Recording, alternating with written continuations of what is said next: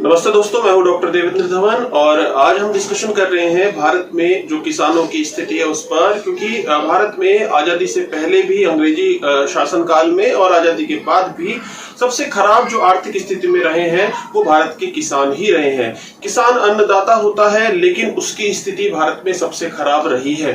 किसान ऐसा व्यक्ति है जो जब कम उत्पादन करता है तब भी वो हानि उठाता है और जब वो ज्यादा उत्पादन कर देता है तब भी वो हानि उठाता है। कहने का अर्थ है कि जब किसान कम उत्पादन करता है तो वस्तुओं के जो उत्पादित वस्तुएं हैं उनके दाम जो है बाजार में बढ़ जाते हैं, लेकिन किसान के पास अधिक उत्पादन ही नहीं है जिसको वह बेच सके। ऐसे में जो है किसान हानि उठाएगा, लोगों को महंगा सामान मिलेगा लेकिन किसान तक फायदा उसका नहीं पहुंचता। लेकिन जब किसान अधिक उत्पादन करता है तो क्या होता है कि वस्तुओं के, उनके किसान के द्वारा उत्पादित वस्तुओं के दाम क्या हो जाते हैं, बहुत ज्यादा गिर जाते हैं। जैसे आपने सुना होगा कि 1 रुपए किलो टमाटर या 1 रुपए किलो आलू, जो किसानों के जो इन उत्पादक के दाम इतने गिर जाते हैं कि किसान फिर भी हानि में ही जाता है। जैसे कुछ वर्ष पहले हुआ था कि जो भारत में दाल की जो है कमी थी, भारत जो है दाल के उत्पादन में आत्मनिर्भर नहीं था और कहीं ना कहीं विदेशों से दाल आयात करनी होती थी, तो दाल के दाम बहुत अधिक बढ़ गए थे। तो भारत के किसानों ने सोचा कि दाल का उत्पादन बढ़ाया जाए जिससे उनको मुनाफा होगा। तो ऐसे में क्या हुआ कि अगले वर्ष दाल का उत्पादन बहुत अधिक बढ़ गया और मार्केट में क्या हो गई, दाल की ओवर सप्लाई हो गई और इसके कारण से दाल के मूल्यों में क्या आ गई है, कमी आ गई। और हुआ ये कि जो किसान है, किसानों को जो बाजार है वहां पर बहुत ही कम दामों पे जो है, इनका जो मंडी बाजार है बहुत ही कम दामों पे दालों को बेचना पड़ा। तो इसलिए जो है किसान जब अधिक उत्पादन करता है तो भी हानि उठाता है, कम उत्पादन करता है तो भी हानि उठाता है। अभी हाल ही के समय में जो विवाद का विषय है, केंद्र सरकार के द्वारा जो 3 जो है विधेयक जो संसद में पास करवाने के लिए लाए गए हैं, उनको लेकर जो है पंजाब हरियाणा के किसान बहुत अधिक विरोध कर रहे हैं। और पंजाब की जो सरकार है, पंजाब की सरकार ने विधानसभा में जो है एक जो संकल्प पारित करवाया है कि कृषि और जो मार्केट या बाजार जो है ये राज्य का विषय है और केंद्र को इस पर जो है कानून बनाने का अधिकार नहीं है। तो एक तो ये वहां संकल्प पारित कराया है। बदले में केंद्र का कहना है कि जो संवर्ती सूची है उसमें जो है खाद्य पदार्थों के भी व्यापार और वाणिज्य का जो विषय सम्मिलित है और केंद्र सरकार को यह अधिकार है कि वह कृषि उत्पादों के व्यापार और वाणिज्य को लेकर क्या बना सकती है, कानून बना सकती है। तो एक तो विषय जो ये है जो संवैधानिक रूप से जो विषय है। इसके अलावा जो किसान है उनको बहुत सारी आपत्तियां हैं। देखो कौन कौन से कानून जो है केंद्र सरकार बनवाना चाह रही है संसद से। एक जो कानून है वह है कृषक उत्पाद व्यापार एवं वाणिज्य विधेयक 2020। ये जो कानून केंद्र सरकार बनवाना चाहती है, केंद्र सरकार की मंशा जो यह है कि आजादी के बाद के दौर में जब किसानों को जो अपने उत्पादों को बेचने के लिए कोई मंडी की या मार्केट की व्यवस्था नहीं थी, उस समय पर राज्य सरकारों के द्वारा मंडी कानून बनाए गए थे। उन मंडी कानूनों को हम एपीएमसी एक्ट कहते हैं, agriculture produce marketing committee act. केंद्र सरकार का मानना है कि यह जो व्यवस्था 1950 का दशक और 1960 के दशक में जो व्यवस्था प्रारंभ हुई और खास तौर पर हरित क्रांति के बाद के दौर में, तो इस व्यवस्था में से शुरुआत में किसानों को जरूर लाभ मिला क्योंकि उनको अपने उत्पादों को बेचने के लिए एक मंडी मिली। लेकिन धीरे धीरे क्या हो गया ये जो मंडी थी, इस जो किसान था मंडी में ही अपने उत्पादों को बेचने के लिए बाध्य था और मंडी में जो उत्पाद खरीदने वाले जो लोग हैं वो जो व्यापारी है, लाइसेंसधारी व्यापारी, वह है जो मंडी कमेटी में, जो मंडी कमेटी के द्वारा उनको जो है अनुमति वहां मिलती है और मंडी में उनकी दुकान होनी चाहिए, गोदाम होना चाहिए। तो एक मंडी में कुछ ही सीमित संख्या में जो होते हैं व्यापारी होते हैं, वह किसानों से उनके उत्पादों की क्या करते हैं, खरीद करते हैं। सरकार जो एमएसपी निर्धारित करती है, मिनिमम सपोर्ट प्राइस निर्धारित करती है, तो सामान्यतः क्या होता है, यदि एमएसपी जो निर्धारित है तो सरकारी एजेंसियां यदि खरीद करती हैं, जैसे फूड कॉर्पोरेशन ऑफ इंडिया या फिर जो नेफेड है या अन्य सब कोई सहकारी संगठन यदि सरकार की अनुमति से खरीद करते हैं तो वह एमएसपी का भाव देते हैं। लेकिन यह जो व्यापारी है वहां पर किसान के उत्पादों की क्या लगती है, बोली लगती है। और सामान्यतः ये होता है कि जिन उत्पादों के एमएसपी जो निर्धारित है, सरकार ने घोषित किए हैं, तो सामान्यतः जो भाव है मंडी में किसान को एमएसपी के आसपास भाव मिल जाता है। लेकिन समस्या ये होती है कि किसान को जो मंडी में वहां पे जो है मंडी में अपना उत्पाद बेचने पर जो मंडी टैक्स लगता है, और इसके अलावा जैसे पंजाब जैसे राज्य हैं वहां पर लगभग कमीशन जो है आड़तियों की कमीशन वगैरह को मिलाकर लगभग 8.5% तक के विभिन्न प्रकार के भुगतान जो है वहां पर होते हैं, और उनका जो बोझ आता है अंतिम रूप से किसान पर ही वह बोझ आता है। इसके अलावा समस्या एक और सबसे बड़ी यह है कि जिन उत्पादों के एमएसपी निर्धारित नहीं होते, उनके जिनके एमएसपी नहीं है, उन उत्पादों के मूल्य बहुत ही अधिक गिर जाते हैं। होता यह है, सामान्य केंद्र सरकार का मानना है कि जो मंडियों में जो आड़ती हैं वह आपस में अपना एक गठबंधन कर लेते हैं, और जो बोली लगती है तो किसान जो है किसान को कहीं ना कहीं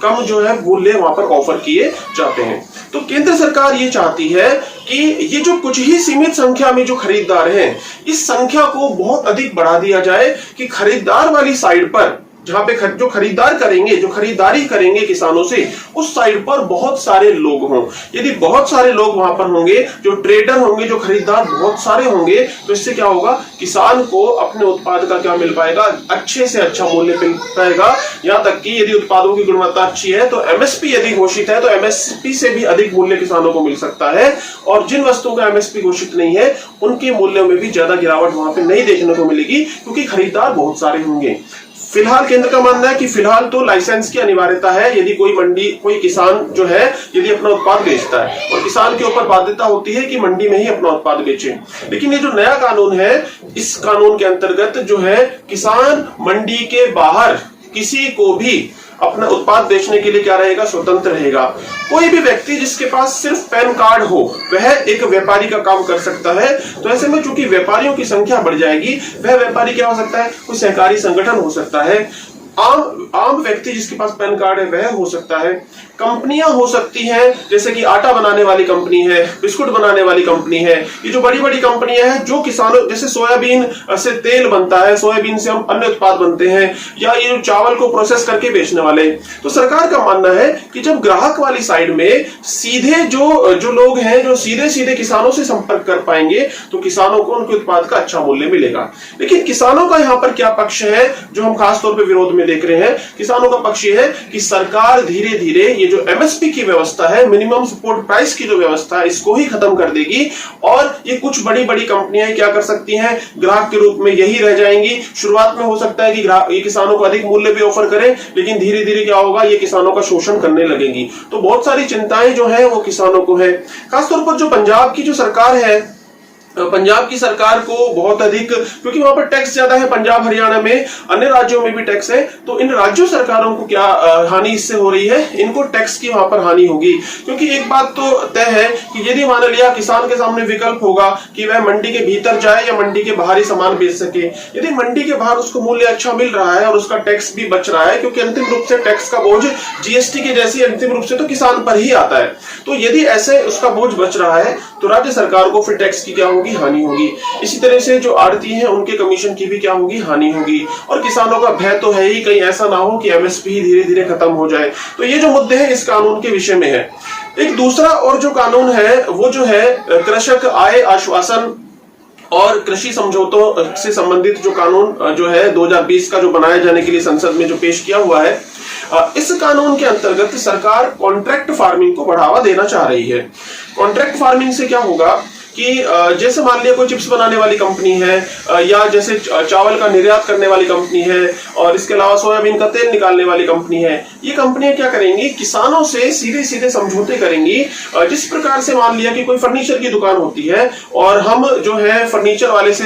इसको अपना ऑर्डर देते हैं कि आप हमको ये फर्नीचर बना के दो। इसी तरीके से सरकार का मानना है कि जो बड़ी बड़ी कंपनियां हैं, जो कहीं ना कहीं, बड़ी कंपनियां नहीं, सभी प्रकार के जो लोग हैं कॉन्ट्रैक्ट फार्मिंग में आ सकते हैं, जो कृषि का क्या करते हो, कृषि का संबंधित व्यापार का कार्य करते हो, कृषि से संबंधित प्रोसेसिंग करते हो, जैसे कि सोयाबीन से तेल निकालना, इसी प्रकार से जैसे चावल है साफ करके बेचना, निर्यातक इकाइयां हो सकती हैं, सहकारी संगठन हो सकते हैं। तो ये क्या करेंगे, किसान से सीधे सीधे ये क्या करेंगे, एक समझौता करेंगे कि किसान निश्चित समय के बाद वो जो कृषि का सीजन होगा, हमको इतना उत्पाद जो है हमको ये उपलब्ध कराएगा। प्लस उस उत्पाद के लिए जो ये कंपनियां हैं किसानों को कुछ एडवांस पैसा भी देंगी, प्लस जिस गुणवत्ता का उत्पाद चाहिए उसके लिए बीज भी उपलब्ध कराएंगी और उसके लिए तकनीकों को भी उपलब्ध कराया जाएगा और भी जो सुविधाएं उस कृषि से संबंधित है वह भी उपलब्ध कराई जाएंगी। लेकिन अब यहाँ पर समस्या क्या है, यहाँ पर किसानों को भय है, उनका भय अपनी जगह सही है। भय ये है कहीं ऐसा ना हो कि ये जो कंपनियां हैं, ये जो कानूनी समझौते होंगे,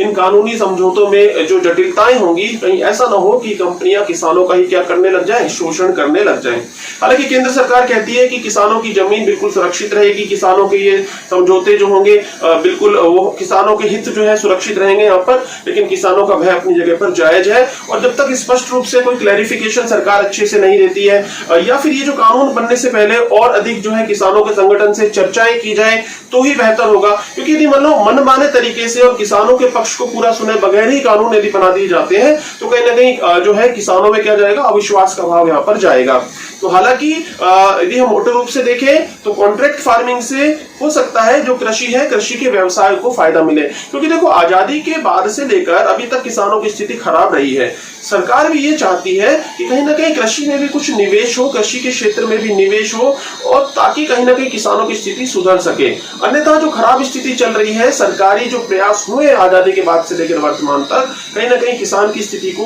वो जो है इम्प्रूव कर पाने में पूरे सक्षम नहीं हो पाए हैं। तो यहाँ पर निश्चित रूप से कृषि क्षेत्र में सुधार होने चाहिए, लेकिन किसानों की जो उनकी जो चिंताएं हैं, उन चिंताओं को हल किए बगैर सरकार को आगे बिल्कुल भी नहीं बढ़ना चाहिए। ठीक इसी तरीके से एक और जो कानून है तीसरा, वो है आवश्यक वस्तु अधिनियम 1955 जो है, उसमें संशोधन करने का जो बिल है। तो वह जो है उससे क्या होगा, तो उसमें क्या किया जा रहा है कि जो दाल है, अनाज है, इसके अलावा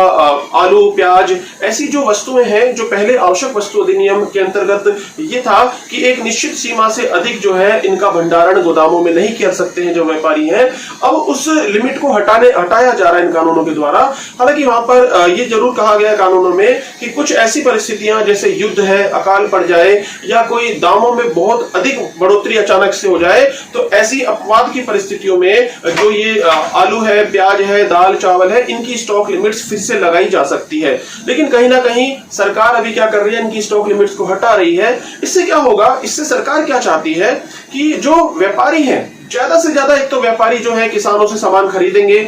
बहुत सारे व्यापारी खरीदेंगे, गोदाम बनाएंगे, कोल्ड स्टोरेज बनाएंगे, किसानों का जो उत्पाद है उसको भंडारण करेंगे। देखो होगा क्या कि सरकार का क्या सोचना है,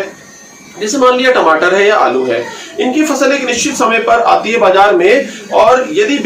किसान फसल को बेच नहीं पाता है तो कहीं ना कहीं जल्दी वो क्या हो जाती है, खराब भी हो जाती है फसल। तो यदि उस समय पर बहुत सारे लोग, यदि कोल्ड स्टोर, बहुत सारी कंपनियां, बहुत सारे व्यापारी, मान लिया सॉस बनाने वाली कंपनियां हैं, यदि मान लिया उन्होंने कोल्ड स्टोरेज वाली व्यवस्था की हुई है तो किसान को कहीं ना कहीं अधिक ग्राहक उस समय पर मिल पाएंगे। और चूंकि ग्राहक अधिक होंगे, चूंकि क्षेत्र में निवेश होगा, भंडारण की व्यवस्थाओं में निवेश होगा, ग्राहक तक वस्तु को पहुंचाने के लिए निवेश होगा, ये जो मॉल्स वगैरह की व्यवस्था है, ऐसा कार्य होगा, तो संभव है किसान को जो बहुत ही कम दाम वहां पर मिलता है,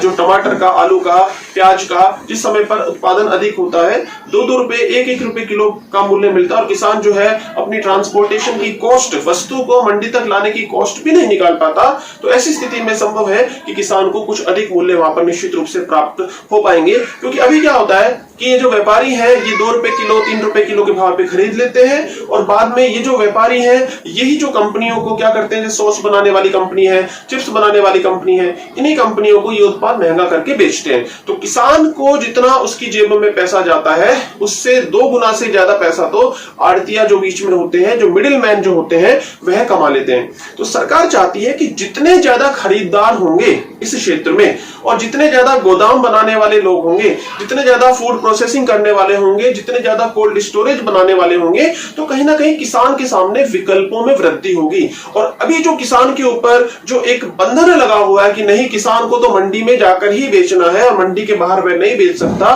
तो ये बंधन भी किसान के ऊपर से खत्म होगा। लेकिन अब इस कानून के जो विवादित बिंदु है या जो शंकाएं हैं वो क्या है, देखो शंका ये है, जो है विशेषज्ञों को भी और किसानों को भी शंका ये है, खासतौर पे विशेषज्ञ जो है, क्योंकि जो किसान है वो विशेषज्ञों की बातों को ही अनुसरण करेंगे। शंका ये है कहीं ऐसा ना हो कि ये जो स्टॉक लिमिट हटाई जा रही है, इससे ऐसा ना हो कि जमाखोरी और ज्यादा बढ़ जाए और ये जो व्यापारी है पूरे के पूरे तंत्र पर क्या कर ले, कब्जा, और वस्तुओं का उत्पादन जो हो रहा है किसान जो करेगा उसको अपने गोदामों में जमा करते रहे और फिर मूल्यों को नियंत्रित करे और जब भाव बढ़ जाए उस समय पर बेचे। एक प्रकार से जो है काला बाजारी होने लगे, जमाखोरी होने लगे और उसके बाद काला बाजारी होने लगे। यद्यपि ये अभी भी होती है, लेकिन स्टॉक लिमिट है, लाइसेंस राज जो हम कहते हैं वो है, और कहीं ना कहीं भय इनको जरूर रहता है व्यापारियों को। लेकिन यदि मान लो ये व्यापारियों का भय हट जाएगा तो कहीं ना कहीं ऐसा ना हो कि वो जो है जमाखोरी, कालाबाजारी खुले रूप से प्रारंभ हो जाए। तो इस प्रकार की आशंकाएं जो है मौजूद हैं। इसी के साथ ये पॉइंट्स भी हैं, जैसे कि कॉर्पोरेट्स का यदि दखलंदाजी बहुत अधिक कृषि में हो जाएगी तो कहीं ऐसा ना हो कि किसान जो है, देखो किसान को कंपनियों की मदद तो अभी भी लेनी होती है। कैसे लेनी होती है कि किसान के पास जो खाद आता है वो कंपनियां बनाती हैं, किसान के पास जो ट्रैक्टर है वो कंपनियां बनाती हैं, किसान के पानी की मोटर कंपनियां बनाती हैं। लेकिन कहीं ऐसा ना हो जाए कि किसान जो बीज खरीदता है वो भी कुछ ही कंपनियों की वहां पर एक अधिकार हो जाए, कहीं मोनोपोली ना हो जाए, या फिर जो ये जो कंपनियां हैं कहीं किसान को अपनी गिरफ्त में ना ले ले। तो अनेक प्रकार की आशंकाएं जरूर यहाँ पर किसानों को है और सरकार को इन आशंकाओं को क्या करना चाहिए, दूर करना चाहिए। यदि निष्कर्ष रूप में कहें तो यदि किसान के सामने विकल्पों में वृद्धि होगी तो संभव है कि किसान की जो स्थिति खराब चल रही है उसमें कुछ सुधार हो सके। अब आवश्यकता इस बात की है कि किसानों को अपने अधिकारों के लिए जागरूक होना है। आजादी के बाद से लेकर अभी तक किसानों की स्थिति खराब रही है, लेकिन आगे किसानों की स्थिति सुधरे। केंद्र सरकार हो, राज्य सरकारें हो, इनके ऊपर दबाव होना चाहिए कि कोई भी काम ऐसा नहीं हो जो किसानों के हितों के विपरीत जाए। तो इसलिए कोई भी कानून जो बन रहा है वहां पे कोई भी यदि बिंदु विवादित है तो उन विवादों का उचित समाधान हो, और केंद्र सरकार को कानूनों में संशोधन करना है तो जरूर संशोधन करें। और इसके साथ साथ जो कृषक है, उनकी जो संतान है, आजकल जो है पढ़े लिखे सभी लोग हैं, तो कहीं ना कहीं किसानों को टेक्नोलॉजी का भी ज्यादा से ज्यादा उपयोग करना है और जो विभिन्न जो है अपने उत्पादों को बेचने से संबंधित जो विभिन्न जानकारियां हैं, उत्पादन की नई नई तकनीकें हैं, उनको भी उन्हें अपनाना है, ताकि कहीं ना कहीं किसानों की स्थिति में क्या हो पाएगा, सुधार भी हो पाएगा। और रही कानून की बात, तो केंद्र सरकार को निश्चित रूप से किसानों की शंकाओं का समाधान करना ही चाहिए। तो दोस्तों मिलते हैं अगले वीडियो में किसी और इंपॉर्टेंट टॉपिक के साथ।